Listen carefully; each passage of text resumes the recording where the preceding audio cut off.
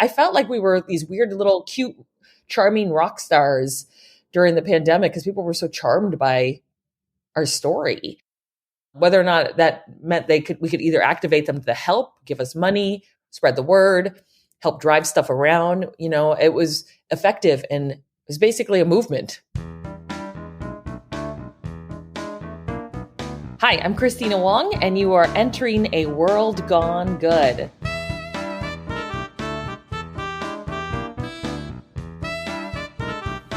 Well, hello, my name's Steve. Welcome to World Gone Good, the podcast where we shine the light or find the light in the darkness to prove on a weekly basis that life and people and humanity aren't as awful as Twitter makes us believe.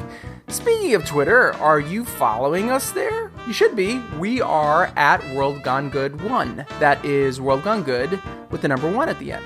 And we're also on the Insta, World Gone Good Podcast, at World Gone Good Podcast, I should say. Let's get social together. Yes, you show us your tweets and your pics, and we'll show you ours. That sounds way more dirty than I intended, but I'm going with it. And hey, did you hear the news that our website is up, our brand new website? If you followed us on the socials, you would know about our brand new website. Good aplenty is happening at worldgonegoodpodcast.com. Check us out, follow us online, and we will follow you back. Okay, so here's a question I have asked a lot in the past almost 2 years. Hey, how's your pandemic going? Remember when it all started mid-March of 2020 and we were like, oh yeah, 2 weeks. I can totally do lockdown for 2 weeks. This is no problem. This is great. It's like a little mini vacation. This is great. I love 2 weeks. Then it went longer than 2 weeks and everyone started panicking and baking banana bread and doing the push-up challenge. Okay, can we just digress for 1 second? What was that about? You filmed yourself doing 10 push-ups and then challenged friends to match your 10 push-ups? I don't mean to sound like a jerk here, but 10 push-ups? 10?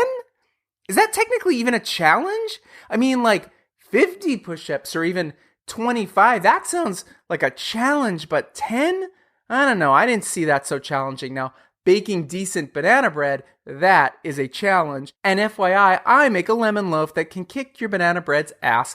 But again, I digress. Getting back on track, we were in the throes of the lockdown. And for many of us, myself included, it was a complete reinvention of our daily life, right? Physically, mentally, and especially emotionally. This was, a really dark time with a lot of fear going on. And there were also, in the darkness, some rays of light.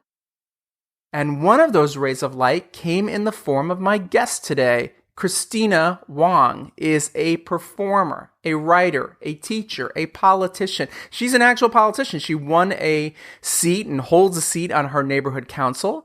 And she's an activist. When things got dark right outside her own front door, she decided to shine her light and do something. And what started with sewing some masks evolved into publishing a book and opening an off-Broadway show. This is her incredibly inspiring and hilarious, good and true story. Kristina, you are a author, writer, actor, performer, sewer. Sewer. I like to think of myself as a sewer, but yes, sewer. What do you see yourself as when you wake up in the morning? Like, do you have one thing it is that you are, or are you everything? I don't, I can't sleep most nights, so I guess I'm already awake going, why? Is this real? Because I think the last time we talked, Steve, was at the top of the pandemic.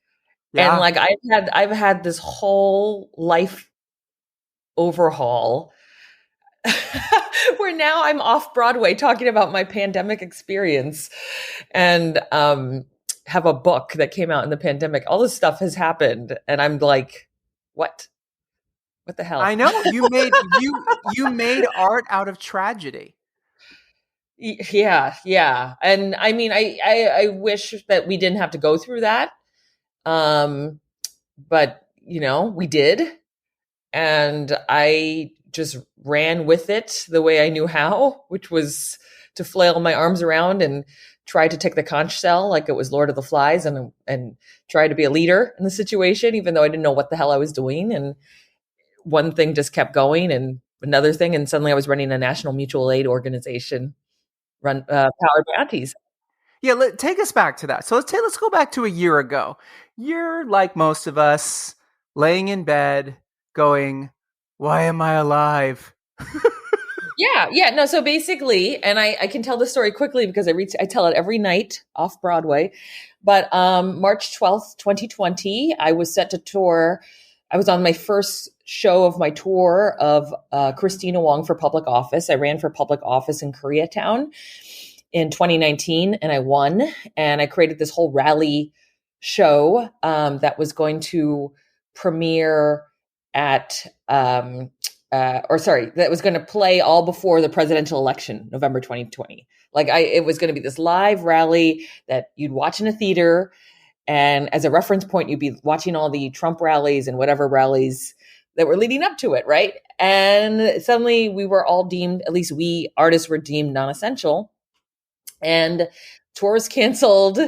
No income, out thousands of dollars already in income, no idea how I was going to survive. And having lived through a couple other big tragedies in my adult life, 9/11, the 2008 recession, where it felt like, oh, it's all over. And we still managed to be here, right? I was like, okay, I'm going to try something different. I'm going to try to figure out what power I have to support other people, even though I don't have any clue how I'm going to support myself right now, financially at least.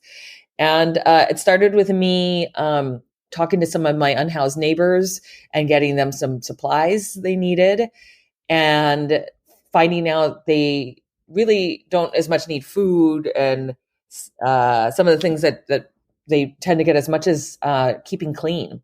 They needed quarters for laundry. So I started collecting quarters for laundry, and to get them that, and then collecting like tents and things like that for them so they could just be clean.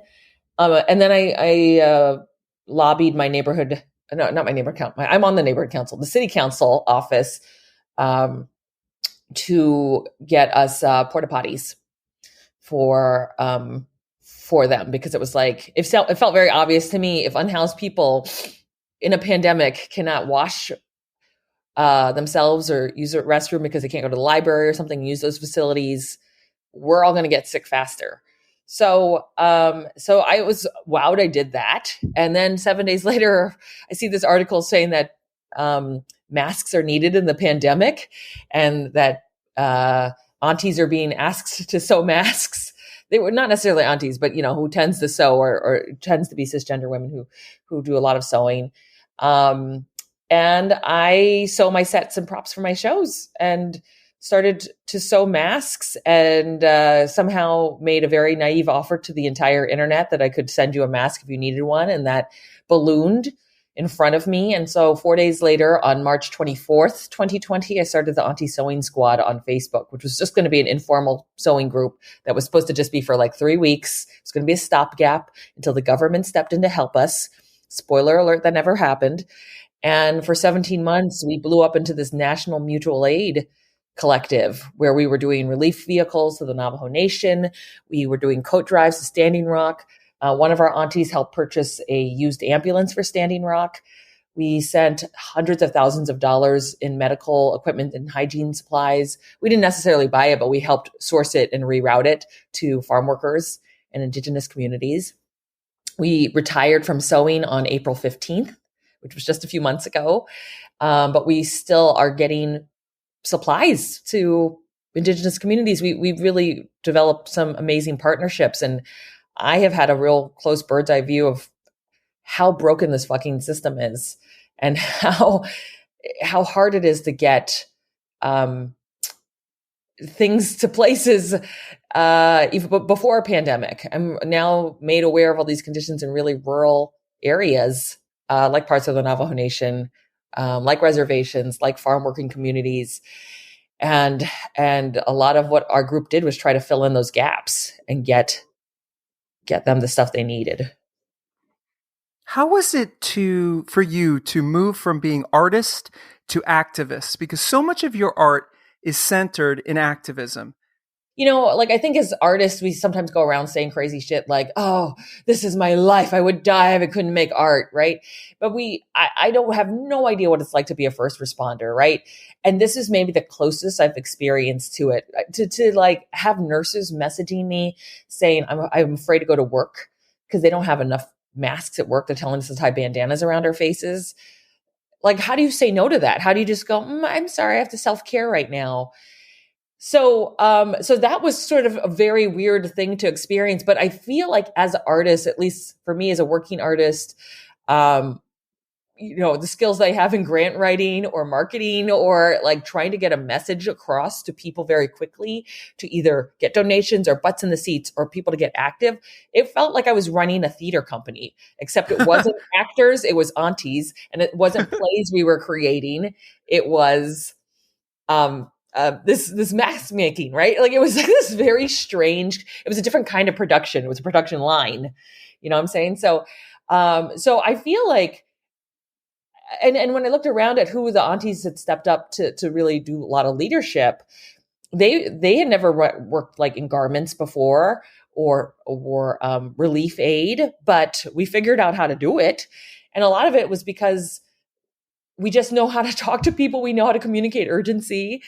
And one funny thing is the aunties who are not artists in the group, they said next pandemic, try to find the theater people. They know how to organize faster, right? And it's sort of true. I think if I was not who I am, I don't think that I would have, because I just spammed the shit out of my audience list mail, newsletter with stuff about the aunties and the stuff about like, here, buy a coat for some Lakota kids who don't have a coat this winter, and use that same urgency, come to my show, but to support these other folks. And I found myself like doing like, instead of doing interviews about my latest show to the press, I was doing interviews about my weird band called the Auntie Sewing Squad, right? Like it felt like this strange, I felt like we were these weird little cute, charming rock stars during the pandemic because people were so charmed by our story. And whether or not that meant we could either activate them to help, give us money, spread the word, help drive stuff around, it was effective and it was basically a movement.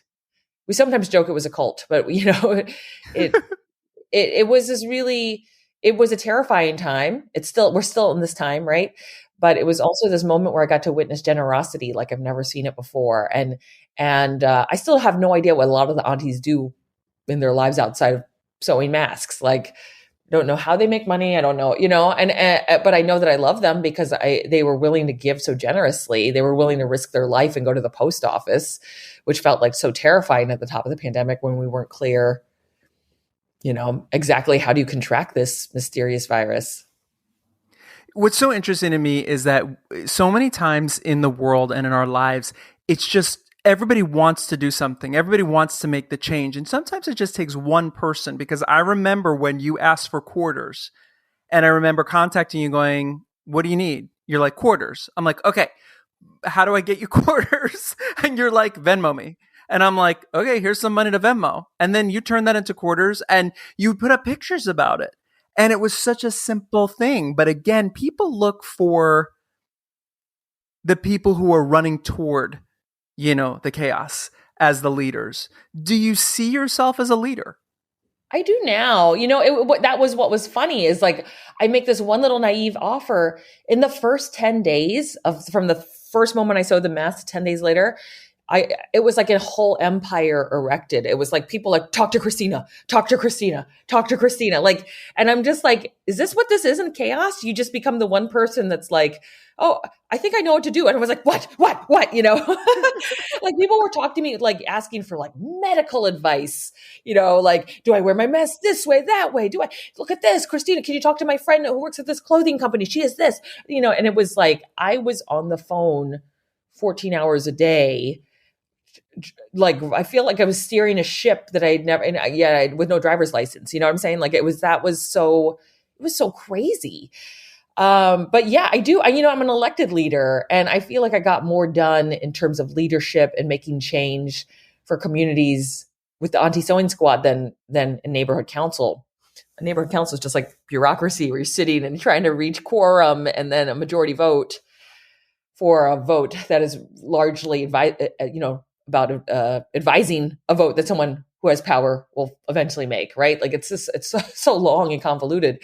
But like with mutual aid, it's sort of, they describe it sometimes as anarchy. You just, you see the need and you don't wait for like a grant application or whatever. You just like get those things to the people who need it immediately with as little red tape as possible. And it got to the point that at the end of this, Steve, in the last few months, we had a government agency actually ask us for help. Wow. They asked us for and hand sanitizer. And I was so angry because I was like, I've been waiting for 16 months for you to step in and help us. And now, yeah. I mean, and the thing is, we're faster. The aunties were just faster. And we had to kind of say, we have to close down, not to punish people for asking us, but because we need these systems that are supposedly here the whole time to step up and do this. But also we need to take care of ourselves. We went on for 504 days. Our group was 504 days long. 350,000 masks, 8 relief vehicles, the Navajo Nation, plus more car relays that we're doing, 2 winter coat drives to Standing Rock and the Navajo Nation. Maybe it's 3 now, actually, because we just did a third one. Just hundreds of thousands of dollars of support. If you were to monetize or put value to what all our hours were, not that I like doing that. I mean, it would easily millions of dollars in labor had you paid. Like, we were like a shadow FEMA. And I'm not saying this to boast. I know, yes, I'm very proud, but I also think it's very sad that we were in this situation where week after week, month after month, we were still like sewing masks and sending them to people who didn't have access to them. Like, what kind of most powerful country in the world are we if we can't meet these kind of basic needs for people? Well, you just made a very valid point. You started to talk about taking care of yourselves, and that's something we talk about on this show a lot. This is called World Gone Good. We look for the light in the darkness. We look for the people who are doing good in the simplest of ways. So my question to you is, for my listeners, how did you take care of yourself? Oh my God. I have gained, okay, so I gained a bunch of weight during the pandemic. Oh, please, join the club. Who didn't? I've lost it all doing this show as I reenact the 504 days of the pandemic in 90 minutes. But this is the thing, is I was doing terrible terrible self-care. So we developed this whole system, and it was sort of like an organic little thing, because people were like, oh. And I think you even sent some money, but like people were like, Kristina's not doing well. I did. I contacted you and I was like, what are you doing for you? I want to send you. I remember sending you. I said, I'm going to send you an Uber. I'm going to send you an Uber gift card. Yes, and you go, I don't need a car right now. And I go, I'm not talking about a car. I know you can't go anywhere, but I'm going to send you for Uber Eats. You need to eat. So, and that became clear too, because it's like, if I'm this exhausted and now I'm dragging other people into this, they're going to get this exhausted. Right. And so I began to scream aloud to the internet, hey, you baking the sourdough bread, watching Netflix. I have aunties who are exhausted right now. And a lot of them, they're worse than me about stopping, right? They become obsessed about sewing, because when you're like, someone's going to die if they don't get this mask. Right. And that was what felt really clear. Like, that was the stress I was under, was all these people in my inbox going, help, help, help, merciful Kristina, help, help. And I'm just like, what the fuck? Like, this is basically, I'm just cutting up bed sheets, and sewing them. and so I was like, demanding that, if you're going to make us accountable to your health, we need you to be accountable to ours. And this is me mostly screaming at people with no means, right? To our friends who can't sew. And at first it was like, to sponsor pizza delivery for an auntie. We're not food insecure, but when a pizza shows up and it's hot, you stop. Then you eat it and you feel so nice that someone sent you a pizza, right? So we had offers like that. We also had our auntie Puneet did yoga classes for our aunties on Zoom. We had stretch classes. We had offers of tarot card readings.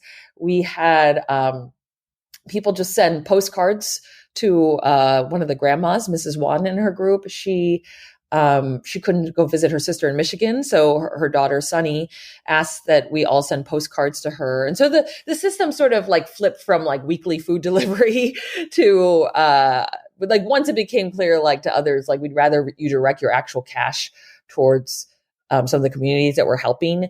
But people were cooking us, bringing by home cooked meals. And I never felt lonely in the pandemic. I actually felt more lonely before the pandemic, I would say, because I saw people every single day in front of my home. And it was not the way you meet most people in LA, which is in the guise of networking. But, meeting someone who's like, it's dangerous out there. There's a virus outside, but I want to get these materials from Kristina and help.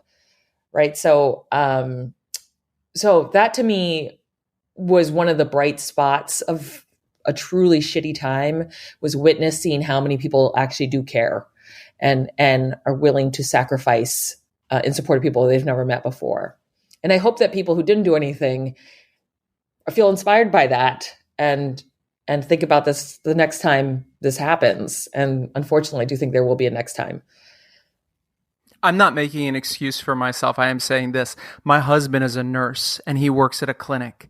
And so I was really limited in what I could do because of him. Of course. Because I couldn't go out and do marches and gatherings or whatever it was. So what I was doing was contacting people like you, watching what you were all doing, going, you know what? I still have a salary. I'm still working. Yeah. Here you go. Here's a Venmo card. Here's money through Venmo. Here's this card. Useful. Yeah. Yeah. And that's what a lot of us can do so much of the time, is like, that's what I always say to, like, even $5 makes a difference. Okay. So all this happens, and then off-Broadway calls and they go, Kristina, we have a theater. Come do your show. Yeah. No, that's not what happened. Yeah. Yes. My message to everyone is start a mutual aid organization and you too will end up off-Broadway after a pandemic. It was so crazy, Steve. Like I cannot believe that my last live show before this pandemic was a lecture hall. It was so unglamorous. The students got a text in the middle of the show that the campus was going online. Like it was so unglamorous. And suddenly I have someone who gets me dressed. Like it's so ridiculous. There's so many assistants on stage. And but I have a relationship with New York Theater Workshop, and I'm in their usual suspects, which is sort of like the artists that are the inside who hang out, and I can use the photocopier for free if I'm in New York and stuff. But I never thought they'd ever produce me because I thought, I don't live in New York, so I'm not around to kind of catch their attention. But they had a virtual season during Zoom. They pivoted, and I created a virtual piece all throughout I had 2 shows. I turned Kristina Wong for Public Office into a Zoom show. I just put the setup in my house, and then I created this other show simultaneously, which is me documenting what it was like to run the sewing group and witness the world from the lens of someone running a mutual aid group during the pandemic. It went from them producing it virtually as one of I think there were over 20 artists on the virtual season, to them saying we want to do it live in the fall and have it be the first live performance that opens our space in the East Village, and that reopens our space. And I was like, what? Because, we had so many false alarms of when we were going to reopen. So I was like, I wasn't even sure if we'd make it till here. I was kind of convinced, we're going to close up again.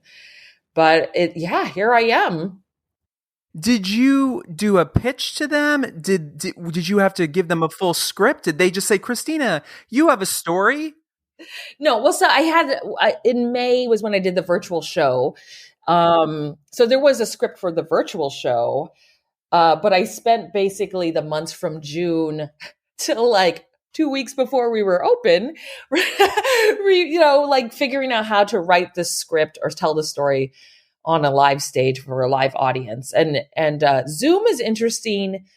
I kind of enjoyed the format because you don't have to actually see your audience members, and you can do a lot of shorthand where you just sort of move a computer around your house and different backgrounds are your set and stuff, and there's sort of realness to it.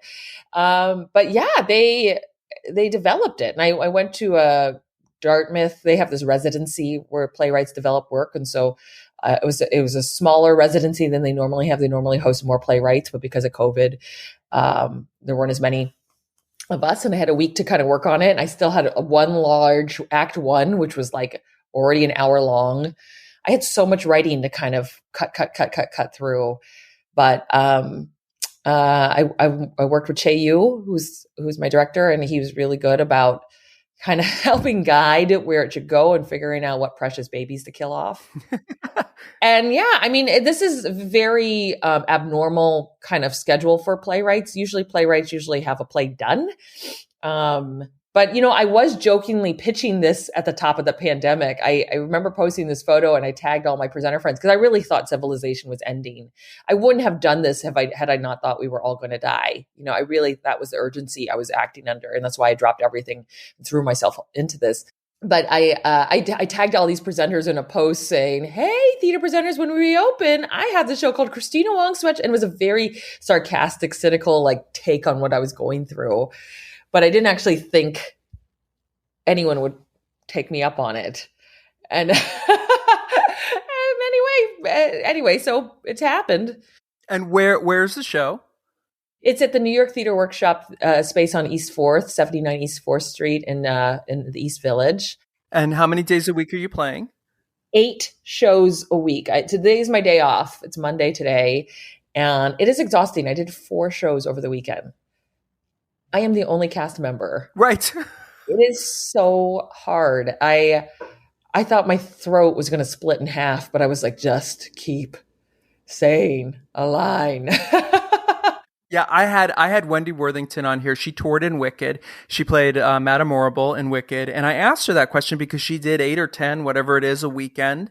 And I said to her, I go, when you're on show number 6, of an 8-show weekend, do you get bored? Do you get tired of your own material? How do you find the spark to keep it alive? And she said she always found something new. Yeah. Something, a new way to play something, a new way to look at something, a new way to just, sometimes the line will come out of her mouth a different way. How is it with you when you're doing this by yourself? It is so hard. And I'm also getting used to a live audience again. And I see everything. And I was like, oh yeah, I hated this. They're all masked. So, not that I want them to be unmasked, but it's really hard to tell what's going on, in their faces. I hear the laughter and I'm beginning to understand too, where they're responding consistently to the script. But these matinees, let me tell you, love all theater audiences, but matinee audiences tend to be a little bit older and more. It's like why did you schedule a show during nap time? No, they're not bored. It's really just their nap time, and that trips me on because it's just so. And I'm like, okay, just keep going. But we're also performing in the thrust, so the other audience members can see the people asleep. Oh, right, because you're in a C. You're like a big yes. On each side, right? You're yes. right. So that's I'm just funny. But it's kind of great to see these 2 students drove in from Michigan. I met this one student because she needed to interview me. She's a theater student and needed to interview me for a piece she ended up having to do virtually. And she sent me an email saying, I'm coming from Michigan. And I'm thinking, it's November. Why or it was end of October. She's still in school.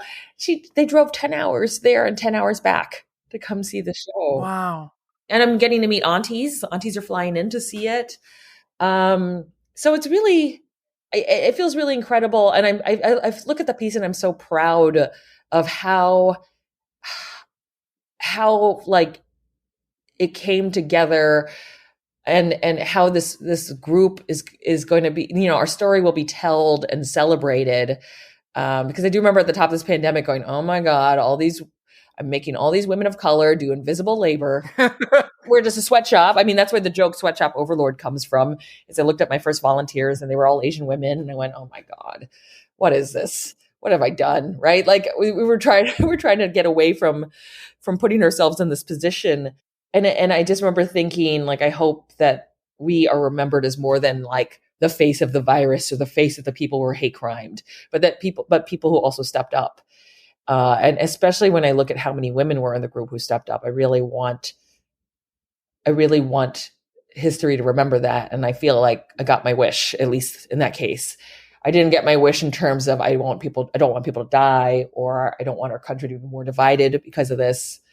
That didn't happen. But I will say the bright spot is seeing this specific community I help start form, and these friendships that are bonded in ways that other kinds of friendships are not. I describe us a lot like soldiers or veterans. You know how like veterans, not that I have any veterans in my family, but like they really like talk and have this respect for each other, even if they don't really know each other, just knowing that you went to war. Yeah. Yeah. And I feel like that's how we sort of feel about what we had done in this time.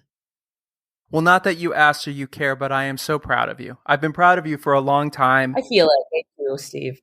But it's also very bittersweet because so many people died. So much loss has happened. Yeah, but you helped. I mean, you kept so many people alive. And that's how you have to think about it. You gave such a simple thing to so many people, a mask. And that saved so many lives, countless lives. You have no idea. You'll never know. That's so magic. Yeah, we'll never know. We will never know. We end these shows with 3 questions. They're totally easy. You know the answers. Question number 1 is the easiest one. Where do people find Kristina Wong online? My name, Kristina with a K, KristinaWong.com. Or Ms. Kristina Wong, MS Kristina Wong on Instagram. And where do people find the book? Amazon, Target.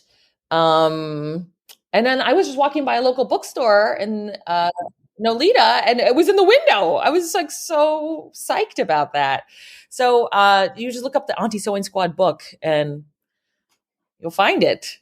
But yeah, I'm so proud of it. That book is written by all the aunties, and it's a really great archive of this work that we did together and tying it to history and solidarity movements and activism movements. So I'm really proud of how that turned out.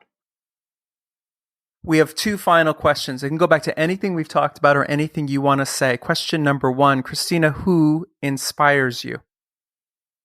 Right now, I'd say my aunties inspire me. They were just amazing in this whole process. And I'll give my mom some cred. She's like, I ended up writing about my mom a lot more in the live show. She's not in the Zoom show at all, but she stepped up and really surprised me and was like sewing for BLM events and inmates at San Quentin prison. And I was like, is that you, Mom? Like, it was like the closest I could get her to a radical. So I was very proud of her, and she's proud of me now.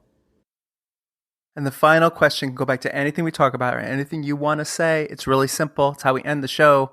Tell me something good. Something good. Well, I'm in love with our local food bank in LA, the World Harvest Food Bank. The founder, Glenn Corrado, is my best friend. He gave us CBD, expired beer, expired Girl Scout cookies all during the pandemic, which is how I kept the aunties all drugged up. And he is so generous. And I look to him as someone who's really generous, and he inspires me to be generous to others.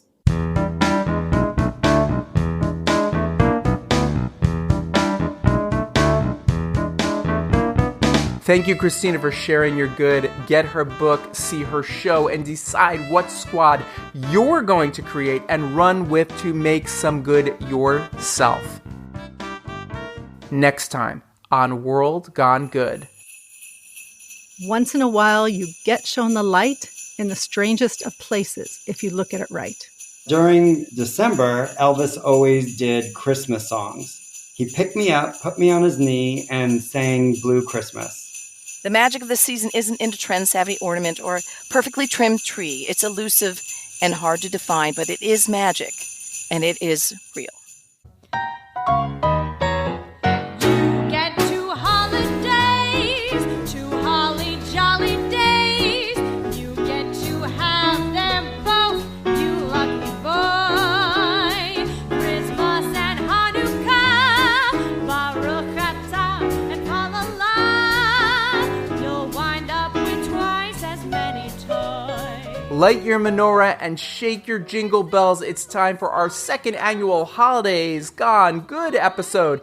Get ready for some good story time with Batsheva Frankel, James Pettit, Mark Gibson, and the return of our super shiny good pal, Margot Potter. We're getting our merry on, talking everything from spending Hanukkah at a Grateful Dead concert to a forced family decking of the halls against their collective wills to a holiday celebration with the king of rock and roll himself, Mr. Elvis Presley, and so much, much, much more good. But seriously, what more do I have to offer you? I just offer you the Grateful Dead and Elvis? What better gift would you want? Honestly, people. Grab your cocoa, grab your wine, mix them together. We don't judge. And come join us for some holiday magic. Until then, be good.